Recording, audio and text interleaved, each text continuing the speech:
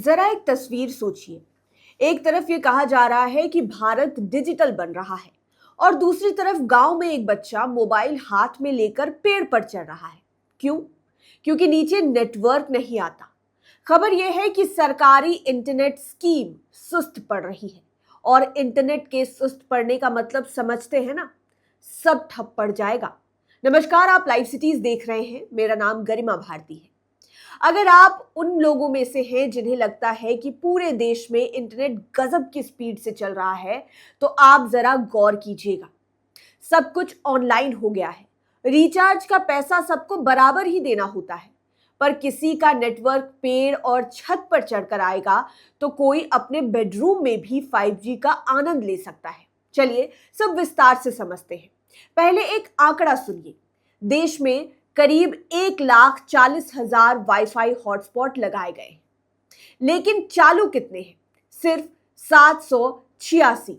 मतलब 100 में से एक भी ठीक से काम नहीं कर रहा।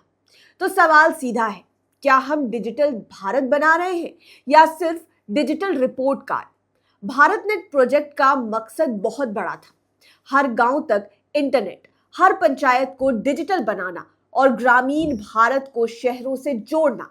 लेकिन जो रिपोर्ट सामने आई है वो परेशान करने वाली है।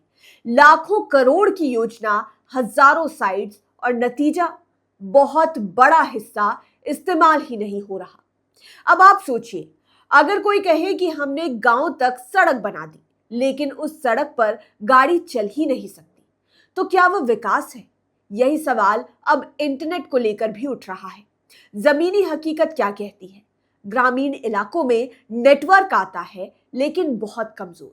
वीडियो कॉल बीच में ही टूट जाती है, ऑनलाइन पढ़ाई रुक जाती है, सरकारी पोर्टल खुलते ही नहीं है और सबसे बड़ी बात, कई जगह उपकरण में लगे हुए हैं लेकिन मेंटेनेंस नहीं। यानी कि सिस्टम बना दिया गया लेकिन उसे चलाने की व्यवस्था कमजोर पड़ गई। असली सवाल यहां है, क्या हम सिर्फ इंस्टॉलेशन को सफलता मान रहे हैं या फिर असली यूज को? क्योंकि अगर इंटरनेट है लेकिन काम नहीं करता तो वह सुविधा है या सिर्फ आंकड़ा? अब एक और तस्वीर देखिए।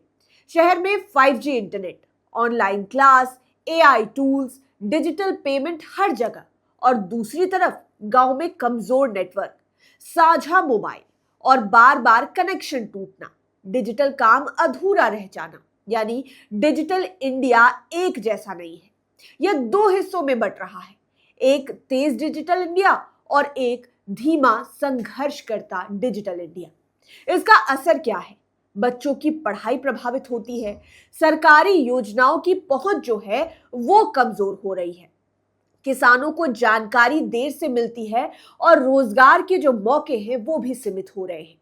डिजिटल दुनिया में जो पीछे रह गया वह असल में आर्थिक दौर में भी पीछे रह जाता है। अगर दोनों रिपोर्ट को हम जोड़कर देखें तो तस्वीर साफ है।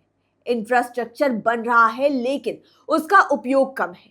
लाखों कनेक्शन लगाए गए लेकिन एक्टिव बहुत ही कम है। बड़ा बजट खर्च हो रहा है लेकिन आउटपुट कमजोर दिख रहा है।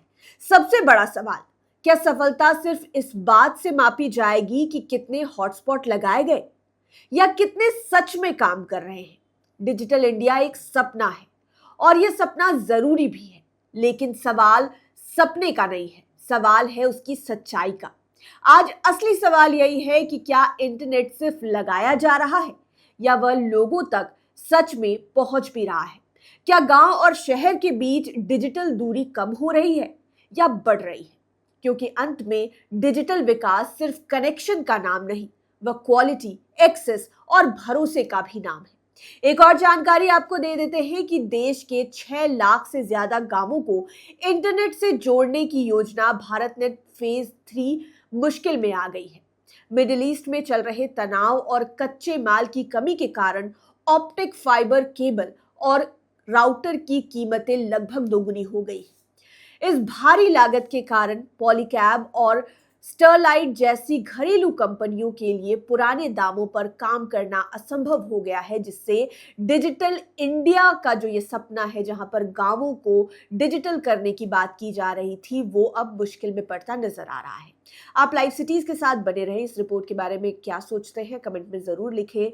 इस वीडियो को यूट्यूब पर देख रहे हैं तो चैनल को सब्सक्राइब करें, फेसबुक पेज लाइक करें। आप हमें हमारे सोशल मीडिया हैंडल्स पर भी फॉलो कर सकते हैं। धन्यवाद।